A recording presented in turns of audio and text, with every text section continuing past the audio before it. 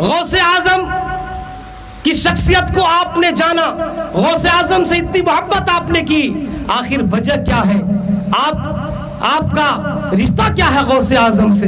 غوث اعظم کون ہے؟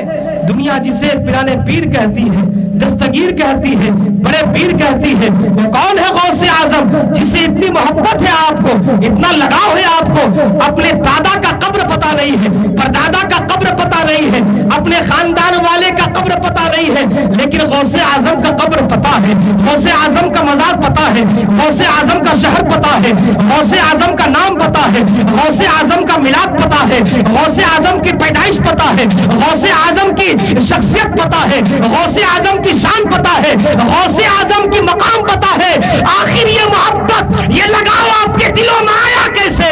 تو قسم خدا کی مسلمانوں، قرآن مقدس کی آیت کریمہ پکار پکار کر کہتی ہے فاذکرونی اذکرکم واشکرونی ولا تکفرون، تم مجھے یاد کرو میں تمہارا چرچا کروں، تم مجھے یاد کرو میں تمہارا چرچا کروں گا۔ غوث اعظم نے اللہ کو یاد کیا ہے، غوث اعظم نے اللہ کو عظام لیا ہے، غوث اعظم نے اللہ سے محبت کی ہے، غوث اعظم نے رب کی رضا کے لیے زندگی گزاری ہے، غوث اعظم نے زندگی کی لمحات کو راہ خدا بندی میں صرف کیا ہے، قربان کیا ہے، خرچ کیا ہے۔ اس لیے اللہ تبارک و تعالیٰ نے اپنے محبوب بندے کے مقام کو اتنا بلند کیا ہے، اتنا بلند کیا ہے، اتنا بلند کیا ہے کہ صبح قیامت تک غوث اعظم کا عاشق ملتا نظر آئے گا۔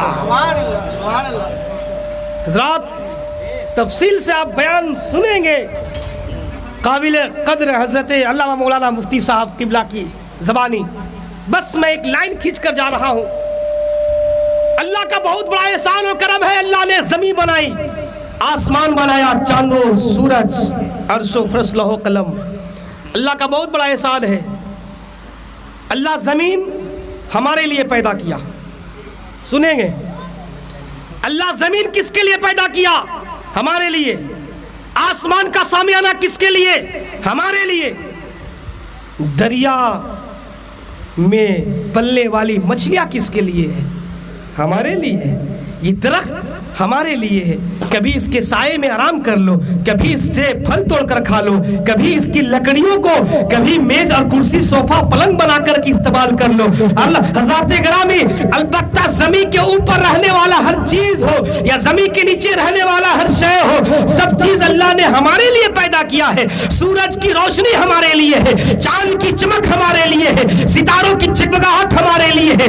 حضرات گرامی، زمین کے اندر پانے والی جتنے بھی خزانے ہیں، چاہے پٹرول کی شکل میں ہو، چاہے ڈیزل کی شکل میں ہو، چاہے سونے کی شکل میں ہو، چاہے چاندی کی شکل میں ہو، چاہے کوئلے کی شکل میں ہے، تمام چیز اللہ نے ہمارے لیے پیدا کیا ہے، تمام چیز اللہ نے ہمارے فائدے کے لیے پیدا کیا ہے، تمام چیز اللہ نے جب ہمارے لیے پیدا کیا ہے، کبھی ہم نے سوچا کہ ہر چیز ہمارے لیے پیدا کیا ہے تو اللہ تبارک و تعالیٰ ہمیں کس لیے پیدا کیا؟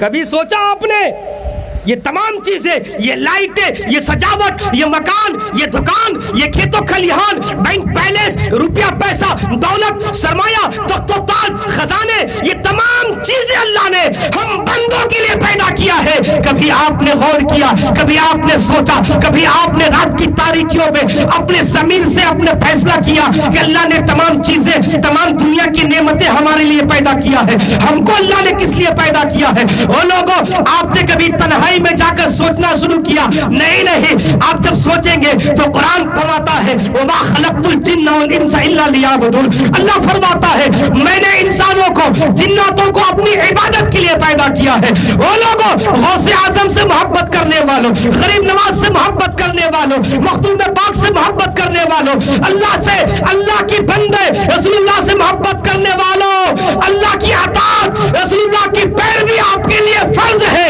اگر اللہ سے محبت نہیں کریں گے، اللہ کی رضا کے مطابق اپنی زندگی نہیں گزارتے ہیں تو ہم یہاں بھی ناکامیاب ہیں اور وہاں بھی ناکامیاب ہوں گے۔ اور رب کی رضا کے لیے زندگی گزاریں گے تو یہاں بھی کامیاب ہو جائیں گے اور وہاں بھی کامیاب ہو جائیں گے۔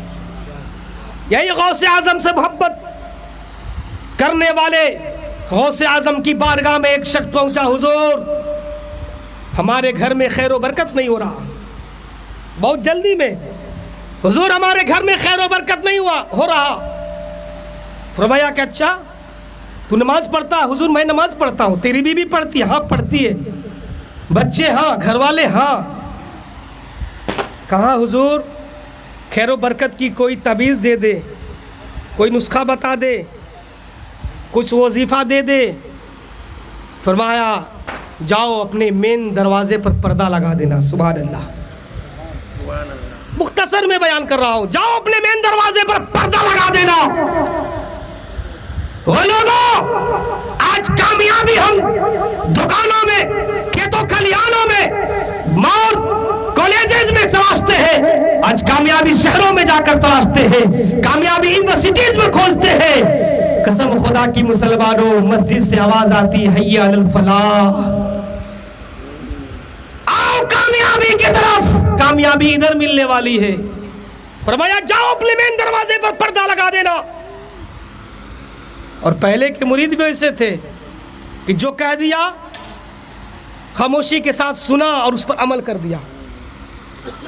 آج کا مقتدی ایسا نہیں ہے کہ امام صاحب کہہ رہے ہیں، مسئلہ بیان کر رہے ہیں اور مقتدی چپ چاپ سن لے. اگر اس کے فائدے کے مطابق مسئلہ نہیں رہا تو وہ آپ سے لڑ بیٹھے گا. معاملات یہ ہو گئے ہیں. تہذیب ختم ہوتا جا رہا ہے.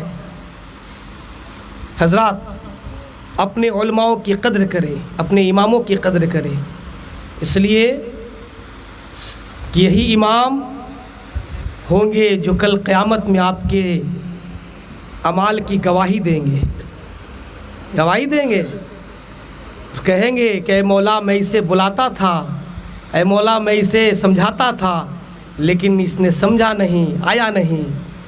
حضرات گرامی، ہو سکتا ہے کہ بلایا اور ایک چھوٹی سی خدمت کل قیامت میں بخشش کا ذریعہ بن جائے. ایک چھوٹی سی خدمت، وضو کے لیے ایک لوٹا پانی دینا قیامت میں بخشش کا ذریعہ بن جائے. امام صاحب نے 5 روپیہ دیا اور وہ بچہ دوڑ کر کے بازار آیا اور 1 کلی پان لے جا کر دے دیا. یہ خدمت کل قیامت میں بخشش کا ذریعہ بن سکتا ہے. اس لیے یہ لگاؤ، یہ انسیت، یہ محبت پیدا کرے. آج حال یہی ہوتا جا رہا ہے. حضرت غوث اعظم فرماتے ہیں جاؤ اپنے گھر کے مین دروازے پر پردہ لگا دینا. پلٹ کر سوال نہیں کرتا حضور میں آپ سے تعویذ مانگا، آپ سے میں وظیفہ مانگا، آپ سے دعا کرنے کے لیے کہا. نہ آپ نے تعویذ دیا، نہ کوئی دعا کی، نہ آپ ہمارے لیے کوئی وظیفہ بتلایا. آپ کہہ رہے ہیں کہ ہمارے دروازے پر پردہ لگانے کے لیے. یہ پلٹ کر سوال نہیں کیا بلکہ عمل کیا ہے.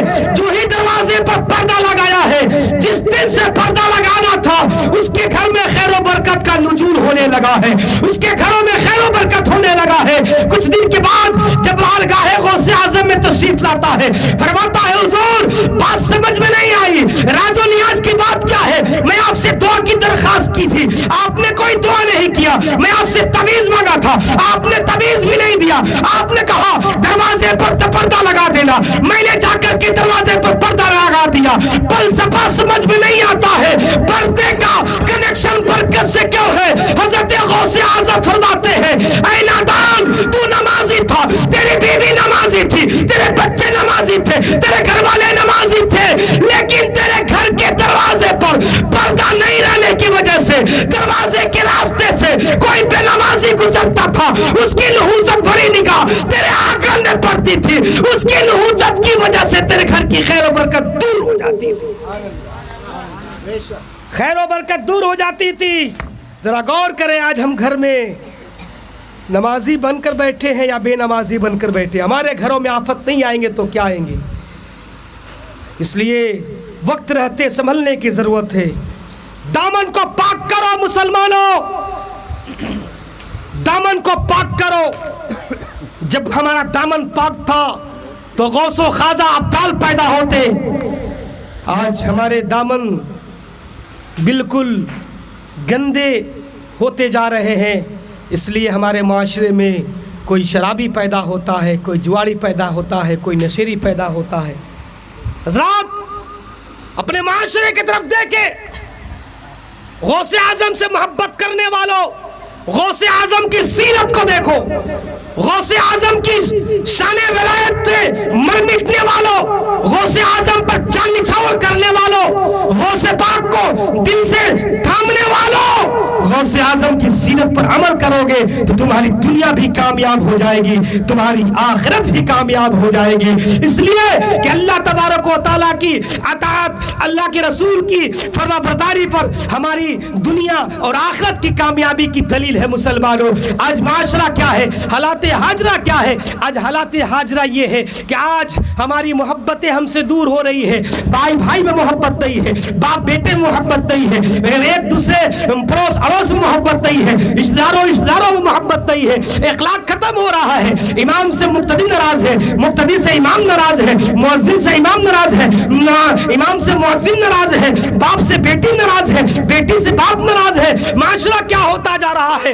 آج ہمارے گھروں سے خیر و برکت کی وجہ، یہ ختم ہونے کی سب سے بڑی وجہ یہ ہے کہ ہمارے گھر میں قرآن کی تلاوت ہم دور ہے، نماز سے دور ہے، آیت قرآن سے دور ہے، اچھی باتوں سے دور ہے، نیک عملی سے دور ہے، سنت مصطفیٰ سے دور ہے، بزرگوں کی بتائی ہوئی باتوں سے دور ہے، تو ہمارے گھروں میں خوشحالی اور سادگی کہاں سے ہوگی؟ مسلمانوں، آج معاشرے نے اس قدر جنجیروں سے اپنا جکڑ رکھا ہے، اس قدر جہالت کی آتنک باد نے ہمارے سر پر لنگا ناچنے لگا ہے۔ قسم خدا کی مسلمانوں، بچے کے ہاتھوں میں موبائل ہے، بچیوں کے ہاتھ میں موبائل ہے، گھر میں موبائل ہے۔ آج ہمارے بچے کس راستے پہ جا رہے ہیں ہمیں فکر نہیں ہے، کس لائن سے گزر رہے ہیں ہمیں فکر نہیں ہے، راتوں رات بچے آن لائن بزی رہا کرتے ہیں۔